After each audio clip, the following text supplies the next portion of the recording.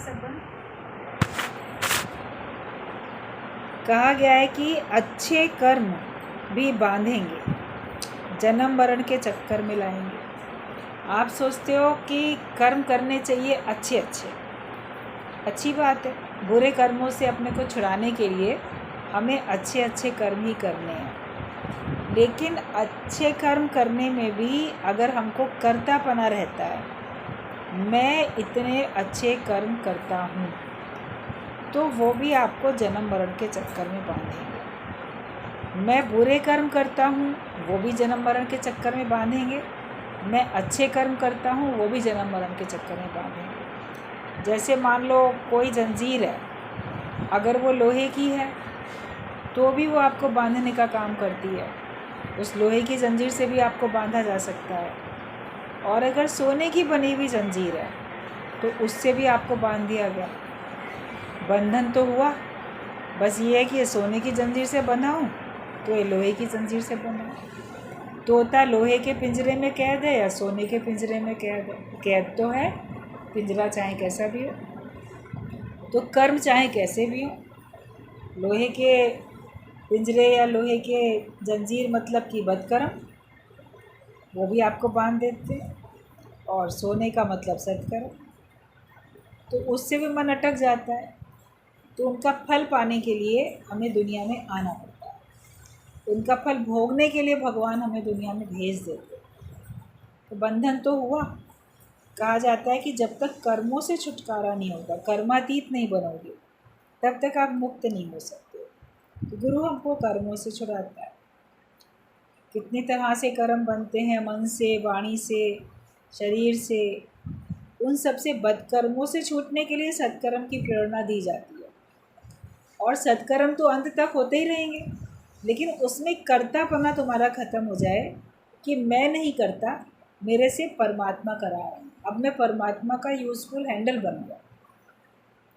एक ऐसे ही पड़ा हुआ है कोई लोहा, लेकिन एक उस लोहे से कोई अस्त्र बन गया, त्रिशूल बन गया, तो भगवान के हाथ में आ गया। अब जब त्रिशूल बन के भगवान के हाथ में आया, या कोई भी अस्त्र बन के, तलवार बन के, कुछ भी अस्त्र बन के अगर भगवान के हाथ में आया, तो उसका दुरुपयोग तो नहीं होगा, उस अस्त्र का सदुपयोग होगा। तो ऐसे ही हमारे जो कर्म हैं, अच्छे कर्म, जैसे अस्त्र की तरह से गढ़े हुए हैं, बने हुए हैं। जब ज्ञान में हम आ जाते हैं तो उनका सदुपयोग होता है। अज्ञानता में लोग अच्छे कर्मों का भी दुरुपयोग करते हैं, अहंकार करके, उसमें कर्तापना डाल के, उससे वो बंधन में आ जाते हैं।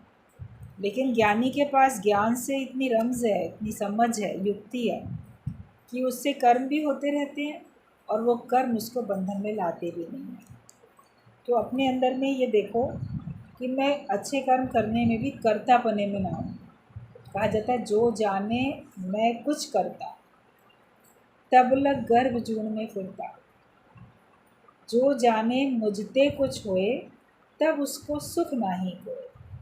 जो ये जानता है अंदर में कि मैं कुछ करता हूँ, अच्छा करता हूँ या बुरा करता हूँ, लेकिन मैं कर तो रहा हूँ, तो फिर आपको जन्म मरण के चक्कर में आना पड़ेगा।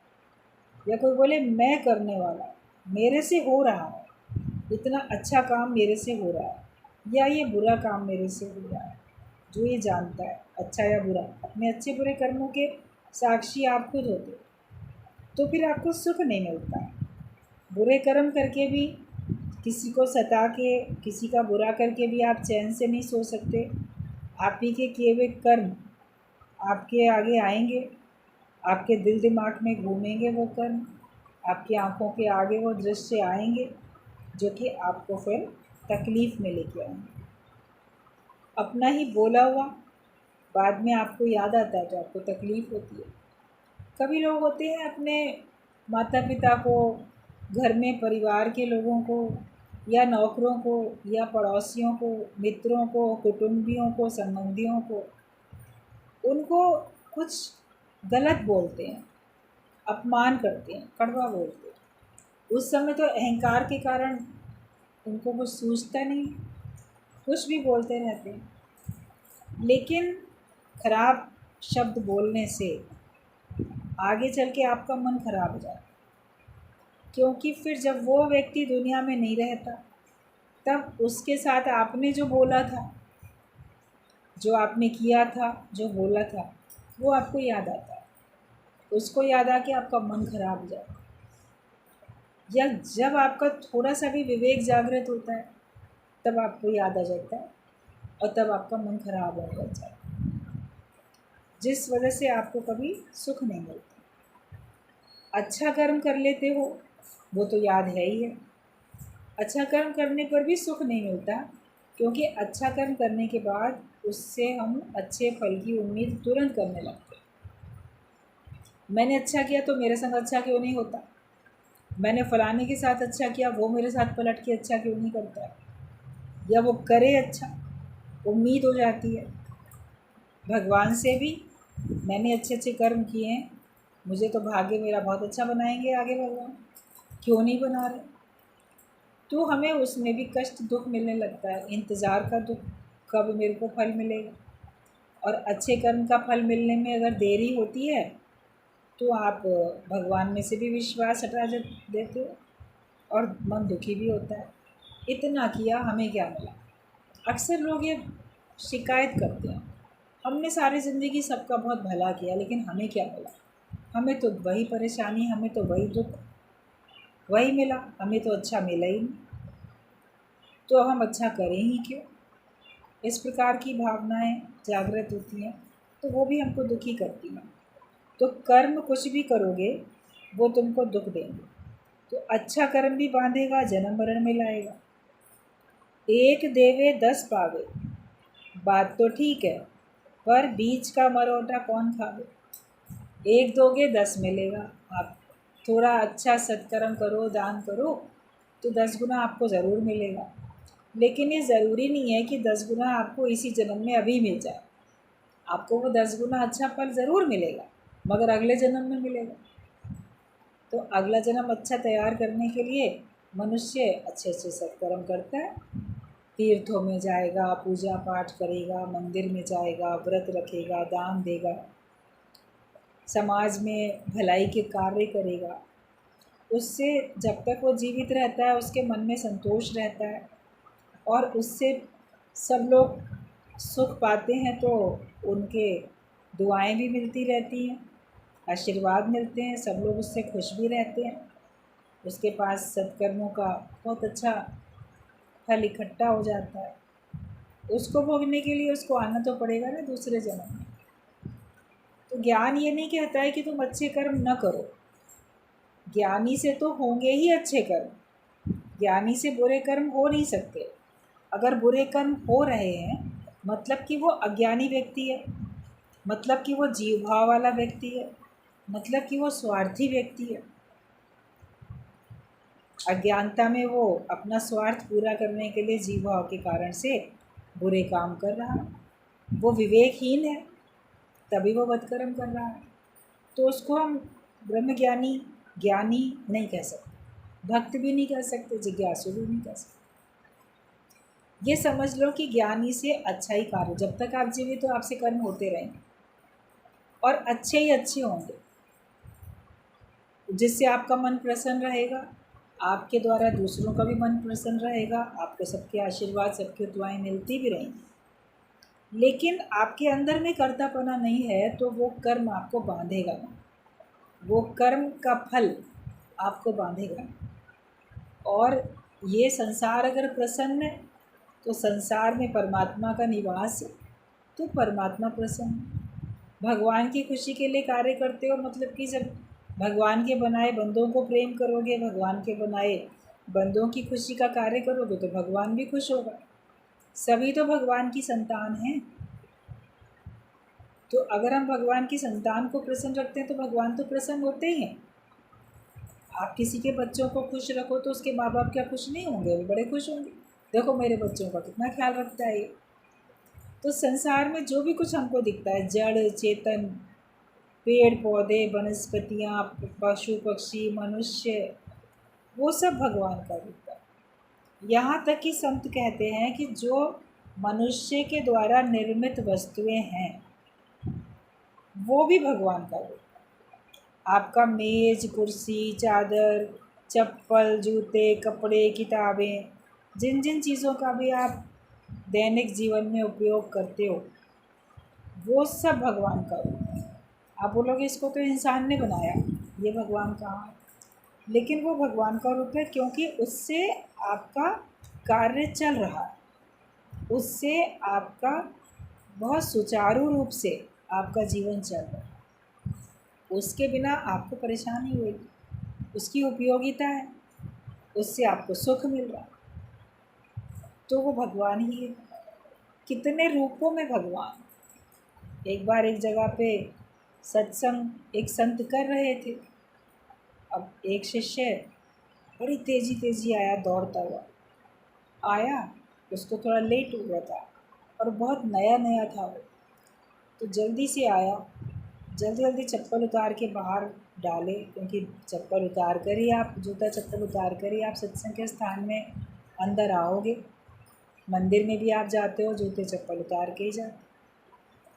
तो उसने जल्दी से जो उतार के फेंके, तो एक जूता कहीं, एक कहीं, उसका पैर इधर उधर ऐसे गिर गया। और दरवाज़ा भी जो था उसने बड़ी ज़ोर से खोला, एकदम बड़ी थका, आवाज़ बड़ी तेज़ आई। जल्दी से दरवाजे को खोला हॉल में एंटर करने के लिए, तो दरवाज़ा ऐसे बंद किया, शोर हुआ। दरवाज़ा खोलने बंद करने में भी जैसे शोर। आके एकदम संत के पास बैठा, तो संत ने अपना प्रवचन बीच में रोक के कहा, बताओ तुम्हें क्या चाहिए? कहता ज्ञान लेने के लिए आए हैं। तो सत्संग में कोई क्यों आता है? ज्ञान लेने के लिए तो आता है, ज्ञान चाहिए, ज्ञान लेने आए हैं। तो संत ने उसको मुस्कुरा के कहा, बेटा अगर तुम ज्ञान लेने आए हो तो पहले उठो, इस दरवाजे से माफ़ी मांगो और अपने चप्पल से माफ़ी मांगो। अरे क्या मतलब? पूरा दरवाजे को तुमने इतनी ज़ोर से खोला, बंद किया, तो पटका दरवाज़ा एकदम खोला तो दीवार में जाके टकराया दरवाज़ा, फिर आवाज़, तो दरवाजे को चोट लगी। उसमें भी भगवान बसते हैं। और तुम्हारे जो जूते चप्पल हैं उनको तुमने ऐसे फेंका, कोई कहीं कोई कहीं, तो निरादर किया। उनको दोनों पैरों के जूता चप्पल एक साथ प्यार से रखो, उनसे माफ़ी मांगो कि मैंने तुम्हारे संग गलत व्यवहार किया। उसमें भी भगवान बसता है, क्योंकि वो अगर ना हो तो तुम्हारे पैरों की सुरक्षा कौन करेगा? ऐसे ही जाओगे नंगे पैर तो रास्ते में कोई कांच, कोई कंकड़, कोई कुछ कीचड़, धूल सब लगेगी। सर्दियां हैं तो ठंड, गर्मी है तो पैर जलेंगे। तो वो हमारी कैसे सुरक्षा करते हैं? तो सुरक्षा तो भगवान करता है। दरवाज़ा भी घर की सुरक्षा करता है, तो सुरक्षा भगवान करते हैं। तो उनमें भगवान समझ के पहले उनसे माफ़ी मांग के आओ, तब तुमको ज्ञान लगेगा। शर्मिंदा हुआ, समझ तो पूरी नहीं आई, लेकिन संत की आज्ञा मान के उठा। और जैसे उसने हाथ जोड़ के ऐसे दरवाजे को भी छू के, मुझे क्षमा करो, मैंने अच्छा व्यवहार नहीं किया, आपको कष्ट दिया, मन में ऐसे सोचा, क्षमा मांगी, अपने जूते चप्पल भी ठीक से रख के उससे भी क्षमा मांगी, तो उसका मन बड़ा प्रसन्न हुआ। देखो, अगर आप किसी को क्षमा करते हो तो भी आपका मन प्रसन्न होता है, और अगर आपसे गलती हो गई, आप सॉरी बोल के क्षमा हृदय से मांगते हो तो भी आपका मन प्रसन्न होता है। तो उसने क्षमा मांगी तो उसका मन प्रसन्न हुआ, क्योंकि क्षमा मांगने वाले को नम्रता भाव रखना पड़ता है। अगर अहंकारी व्यक्ति होगा तो वो कभी किसी से माफ़ी नहीं मांगेगा।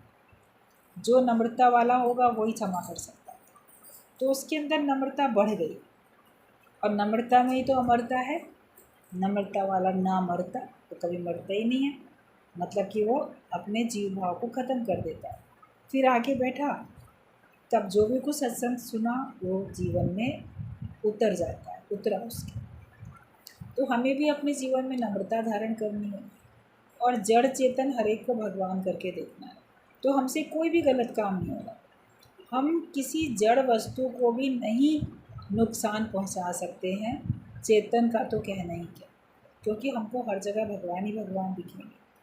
तो जब हम एक सब जगह भगवान देख लेते हैं तो हमारे कर्म ठीक हो जाते हैं।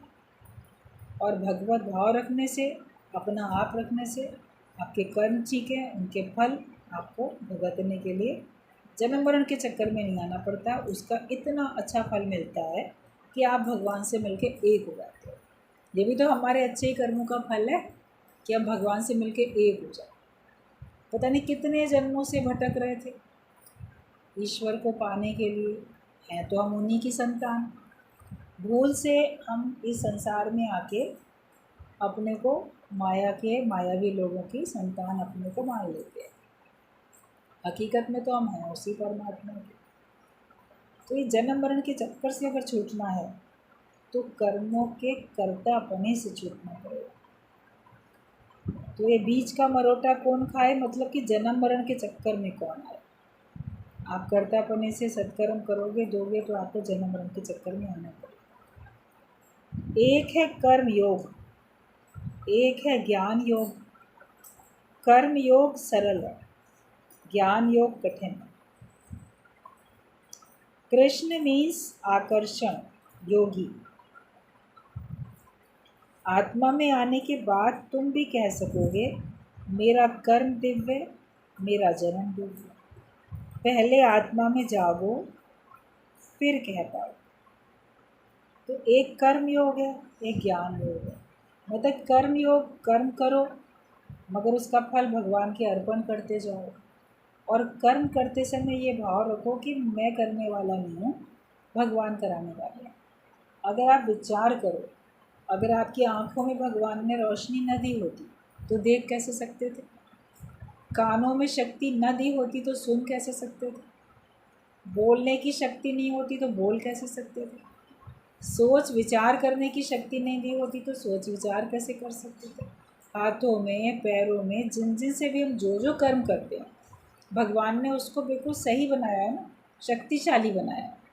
तभी तो आप कर्म कर पाते हो। जो परमात्मा ने शक्ति नहीं दी होती तो कैसे करूँगा?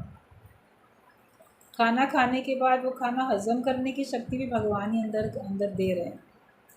वरना किसी को तो ये चीज़ नहीं पचती, वो चीज़ नहीं पचती, मुझे इस चीज़ से एलर्जी है, मुझे उस चीज़ से एलर्जी है, कैसे किसी से बोलता है। मगर आपका भीतर बाहर से सारा सिस्टम जो ठीक चल रहा है और मन से भी जो आप, बुद्धि से भी जो आप सोच विचार करके कोई निर्णय ले रहे हो, भगवान कृष्ण ने बोला है कि सब कुछ मैं हूँ। तो कहा जो निर्णय लेने की शक्ति है ना वो भी मैं हूँ। हम बोलेंगे हमने फैसला किया, हमने निर्णय लिया, बोला निर्णय वाली शक्ति भगवान। तो कहाँ भगवान ने? तो जब ये बात हम समझ जाते हैं कि नहीं भगवान ही कर रहे हैं तो वो आपका कर्म योग।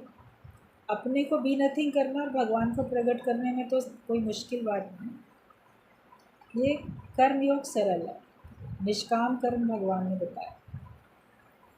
और वो जब अपने को आप देह से उपराम करोगे तो हो। ज्ञान तो यही है, मैं देह नहीं हूँ, मैं आत्मा। मगर आत्मा जानने के बाद कर्म तो होंगे, जब तक जीवित हो तो कर्म तो होंगे ही। तो उसके लिए हमें कर्म योग में जाना पड़ेगा। तो जिन कर्मों को करते रहने से हमारा योग भगवान से लग जाए वो कर्म योग हो गया। जिस ज्ञान के द्वारा मेरा योग भगवान से लग जाए वो ज्ञान योग है। जिस भक्ति को करने से मैं भगवान से मिलके एक हो जाऊँ वो भक्ति का योग है। योग है जब हम अपने को बिल्कुल तृप्त महसूस करते हैं राजा की तरीके से, तो राजयोग हो जाता है कि हमने उतना भरपूरता है, कहीं कोई कमी नहीं है, मैं तृप्त हूँ, मैं भरपूर हूँ। तो वो जैसे हमारा राजयोग है। तो ये राजयोग भी तो हमको ज्ञान के कारण ही मिलता है। ज्ञान से तो आप अपने को तृप्त भरपूर महसूस करोगे। जिसके पास ज्ञान नहीं है वो तृप्त नहीं है, भरपूर नहीं, उसके अंदर कोई ना कोई कमी है, मुझे ये चाहिए, मुझे वो चाहिए। ज्ञान है तो आपको लगेगा कुछ भी नहीं चाहिए, जो है बहुत। भगवान हमको कुछ देता है तो भगवान की कृपा है, उसका आशीर्वाद है, उसका प्रसाद है, वो हमको देता है, उसके शुक्राने हैं। नहीं देता है तो हम जो दे रखा है हम उसी में खुश हैं, हम उसी में तृप्त हैं, उसी में खुश हैं। तो ये योग है। कर्म योग बोला सरल है और ज्ञान योग कठिन है। जो लोग केवल ज्ञान में जाना चाहते हैं और उनको तत्व को समझने में अगर समझाने वाला कोई बहुत एक्सपर्ट ना हो तो उनको समझने में परेशानी होती है, टाइम लग जाता है। हम लोग सब भाग्यशाली हैं कि हम लोग को ज्ञान योग भी सरलता से समझाया गुरु ने, कर्म योग भी सरलता से समझा दिया, और भक्ति के प्रेम के मार्ग में भी हमको रखा, उससे भी हमारा योग लगता है। तो हम तो सब भाग्यशाली हैं। तो कृष्ण का मतलब है आकर्षण, और कृष्ण को योगी भी बोला गया क्योंकि वो हमेशा योग में है, और आकर्षण उसमें इतना है कि सभी उससे आकर्षित होते हैं। कृष्ण की भगवत गीता, उसके ज्ञान से भी सब आकर्षित होते हैं। कृष्ण की जो आकर्षण शक्ति है तो उसके व्यवहार से भी, उसकी वाणी से भी, व्यवहार से, उसके बोलने से, उसके देखने से, सब तरफ से हर एक किसी का मन आकर्षित होता है। तो जब आप इतना अच्छा बोलोगे तब तो किसी का मन आकर्षित होगा। कहा जाता है वाणी भगवान ने दी हर एक को, जिसको भी। इसी वाणी से बहुत अच्छे शब्द बोल के किसी के मन को जीत सकते हो, सभी के हृदय में स्थान बना सकते हो, खुद भी सुख ले सकते हो, दूसरे को भी सुख दे सकते हो। और इसी वाणी से किसी की निंदा करके, चुगली करके, किसी को कटु शब्द बोल के आप दूसरे को भी दुखी करोगे, और जिस ऊंचे स्थान पे वो आपको समझता था उस ऊंचे स्थान से आप नीचे गिर जाओ। आप ने जब कटु शब्द बोले, खराब शब्द बोले, तो अगर वो आपको थोड़ी भी वैल्यू करता था, थोड़ी भी सम्मान इज्जत करता था, तो आपके गलत बोलने से वो अब आपको बिल्कुल नीचे निगाह से देखेगा कि ये व्यक्ति कितना खराब है, जो कितना खराब बोलता है, कितना गंदा बोलता है। तो आप उस ऊंचे स्थान से भी तो नीचे गिरे, और आप कड़वा बोलने से या खराब बोलने से आपका मन भी तो परेशान है। हमारे अपने अंदर में कितने भी तूफान हैं, कितना भी हमारे अंदर में परेशानी हो, लेकिन उसका ये मतलब नहीं है कि हम दूसरों को भी परेशान करें। उसको अपने अंदर रख के वचन संभाल के बोलें, तो फिर हम योग में आ सकते हैं। और अगर हम भगवान का भाव नहीं रखते हैं, ना अपने वाणी पे संयम, ना मन पे संयम, ना अपने व्यवहार में, शरीर पर संयम, तो फिर हमारा योग नहीं लग सकता। संयमित जीवन जिसका होगा वो योगी बनेगा, उसका योग लगेगा। तो तुम ये सब आत्मा में टिकने के बाद कर पाते हो। हर समय अपने को देह मान के बैठते हैं तो नहीं हो पाता। लेकिन हर समय देह तो जन्म ली, देह बचपन में बच्चा, देह जवानी में जवान, देह बुढ़ापे में बूढ़ा, और इस देह का एक दिन नाश हो जाएगा। ये तो सबको पता है। जिसने जन्म लिया उसका मरण भी है। तो शरीर ने जन्म लिया, शरीर का मरण है। मैं शरीर के जन्म के पहले भी था और मैं शरीर के मरण के बाद भी रहूँगा। तो मैं तो इससे अलग हूँ जो मैं रहूँगा। तो हर समय उसी भाव में रहो, मैं वो अलग हूँ तो मैं कौन हूँ? मैं उसी परमात्मा का अंश हूँ। आत्मा परमात्मा एक है। तो हर समय जो अपने को आत्मिक भाव में रखता है तो उसका योग लगा रहता है, वो परमात्मा को याद करता है। अगर आप अपने को आत्मा समझते हो तो परमात्मा भी आपको याद है, उससे फिर आपका योग लग जाता है। गुरु तुम्हें कर्म का आर्टिस्ट बनाए। आप अपने को आत्माकार स्थिति में लाओ, अपने को आत्मा जानो, तो फिर तुम्हें गुरु अपने अपने कर्म का आर्टिस्ट बनाए। तीनों ही तरह के कर्म ज्ञान अग्नि में जल जाते हैं। जब ज्ञान की अग्नि आपके अंदर में जलती है तो तीनों प्रकार के कर्म आपके जल जाते हैं। ना आपके पास संचित कर्म रहेंगे, ना प्रारब्ध के कर्म रहेंगे, और क्रियमान तो कर्म पहले ही आपके जल गए, कर्तापना है ही नहीं। और तीनों तरह से जो कर्म बनाते थे वो आपके बंद हो जाते हैं।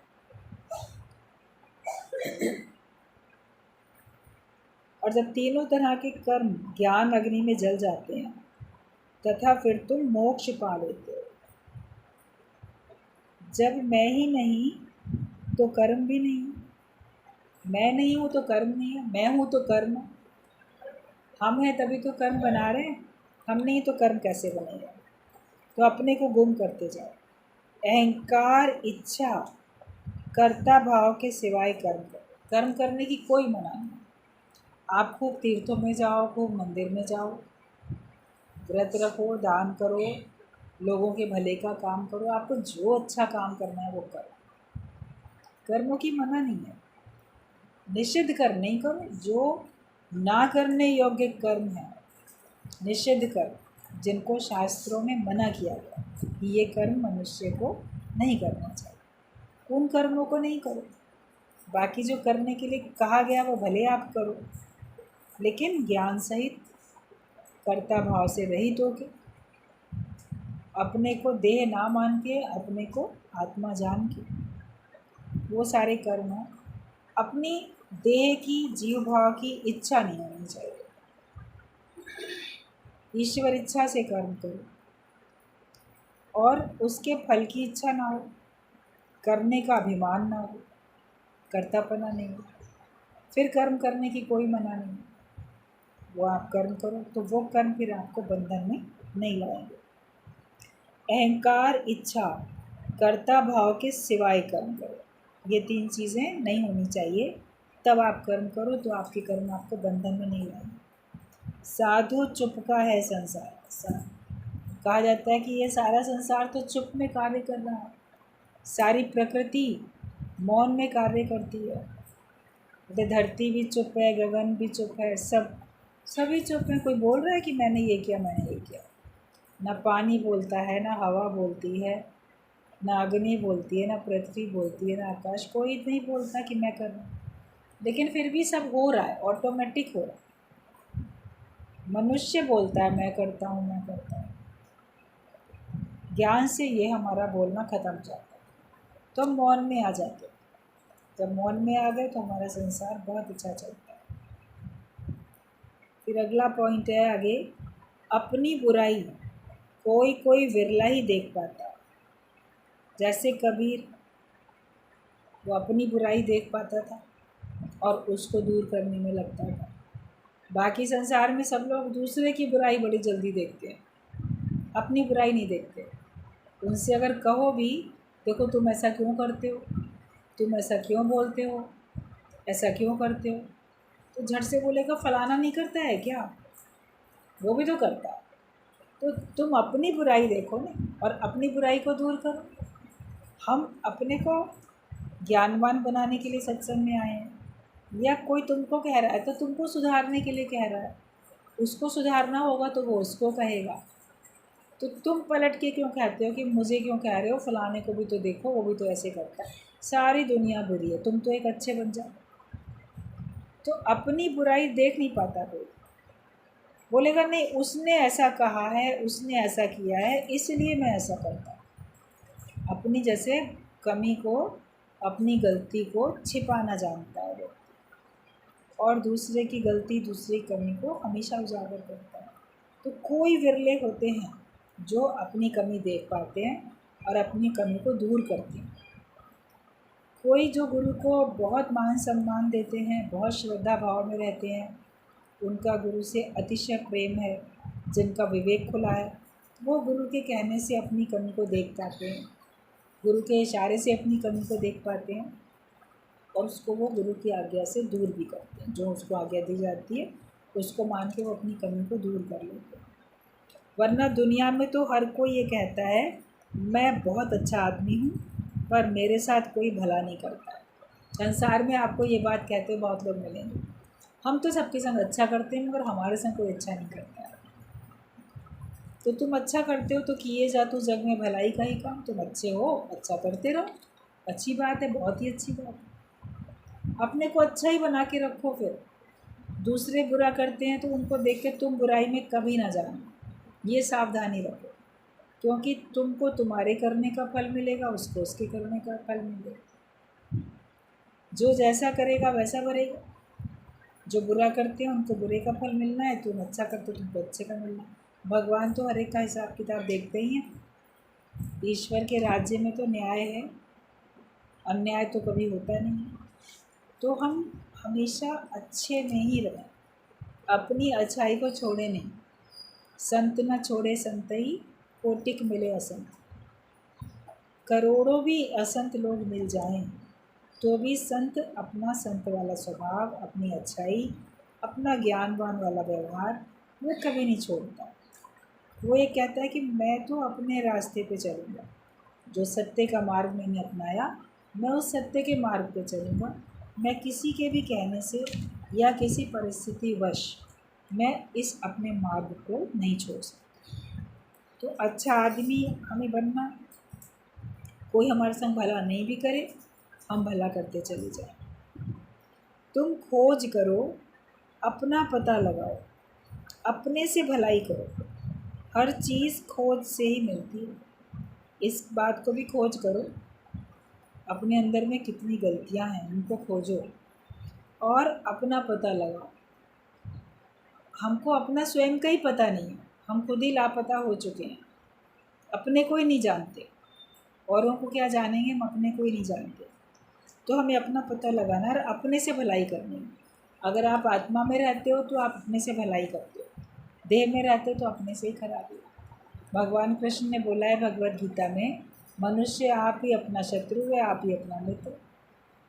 तो हम अपने से तो मित्रता करें, अपना नुकसान तो नहीं करें।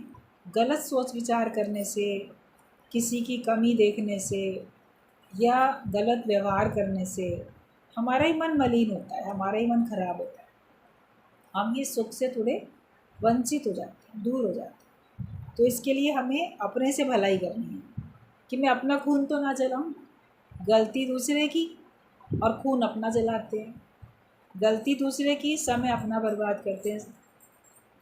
मनुष्य भगवान का उतना चिंतन नहीं करता जितना अपने शत्रु का चिंतन करता है। हर समय शत्रु ही दिमाग में रहता है। उतने समय में अगर भगवान को याद कर लेता है तो उसका बेड़ा पार हो जाता है। या उतने समय अपने मित्रों को याद करो, जो तुमसे प्रेम करते हैं उनको याद करो, जो तुमसे नफ़रत करते हैं उनको याद करते हो, लेकिन जो तुमसे प्रेम करते हैं उनको याद ही नहीं करते। आप प्रेम करने वालों के प्रेम के व्यवहार को याद करो। तुम्हारे संग जो लोग अच्छा करते हैं, घर परिवार में, रिश्तेदारी में, मित्रों में, पड़ोसियों में, संसार में तुम्हारे संग लोग बहुत अच्छा करते होंगे। तो जो लोग तुम्हारे संग अच्छा करते हैं उनकी अच्छाई याद करो ना। एक जो तुम्हारे संग बुरा करता है हर समय उसी की याद करते रहो, तो अपना ही नुकसान होगा। तो हमें खोज करनी है, अपना पता लगाओ और अपने से भलाई करो। हर चीज़ तो खोज करने से मिल जाती है। सकामी नहीं पर निष्कामी बनो। सकामी हद में रहता है, निष्कामी बेहद में सबके लिए जीता। आपको सकाम भाव नहीं रखना है, आपको निष्काम भाव में रहना है। और जब हम निष्कामी होकर रहेंगे तो समझो कि हम सर्व के हित में जी रहे हैं। और सकामी तो केवल मैं मेरे के लिए जिएगा तो एक छोटे दायरे में आ जाएगा। छोटे दायरे में आएगा तो नष्ट भी होगा। अभी आपके पास एक पानी की बूंद है, उस पानी की बूंद को आप धरती में डाल दो तो बड़ी जल्दी सूख जाएगी, लेकिन वही पानी की बूंद आप समुद्र में डाल तो सूखेगी वो तो सदा रहेगी। तो हम छोटे दायरे में रहते हैं, या थोड़े छोटे छोटे पानी के जो गड्ढे होते हैं वो भी धूप आती है तो सूख जाते हैं, जहाँ थोड़ा थोड़ा पानी होता है।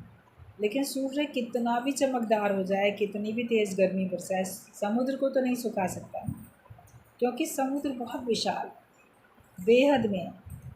तो हम भी जब निष्कामी होके रहते हैं तो हम इतनी विशालता में आ जाते हैं तो कोई हमें नष्ट कर ही नहीं सकता, कोई हमारी प्रसन्नता को ख़त्म नहीं कर सकता, कोई हमको नष्ट नहीं कर सकता। जो भी निष्कामी होके जीते हैं उनको युगों युगों तक संसार याद करता है। उनके अच्छे कार्यों के कारण से उनका नाम शास्त्रों में आता है, नहीं तो किताबों में आता है। आने वाली जो पीढ़ी है वो उनको कोर्स में पढ़ के उनको याद रखती है। अभी जो भी आप लोगों ने पढ़ाई की बचपन से लेके अभी तक, उसमें कितने लोगों को पढ़ा होगा, कितने दार्शनिकों को पढ़ा होगा, कितने भक्तों को पढ़ा होगा, कितने ज्ञानियों को पढ़ा होगा, कितने कितने लोगों को, महान जितने लोग हुए उनके बारे में सबको बताया जाता है और युगों युगों तक बताते हैं। तो शरीर तो उनके चले गए लेकिन उनको लोग हमेशा याद रखते हैं। क्योंकि वो निष्कामी होके जिए, बेहद में जिए। लेकिन जो हद हद में रहता है, थोड़े थोड़े दायरे में, छोटे छोटे मैं मेरे के दायरे में, वो फिर बड़ी जल्दी उसका नामो निशान मिट जाता। गुरु हमको हद से बेहद में लाना चाहते हैं, और हम भी सकामी कर्मों को मैं मेरे के दायरे से थोड़ा निकल के सर्व के भले के लिए, सबके हित के लिए जीवन जीना सीखें, तो फिर हमारा कल्याण होगा और हमको अमर पद प्राप्त हो जाएगा।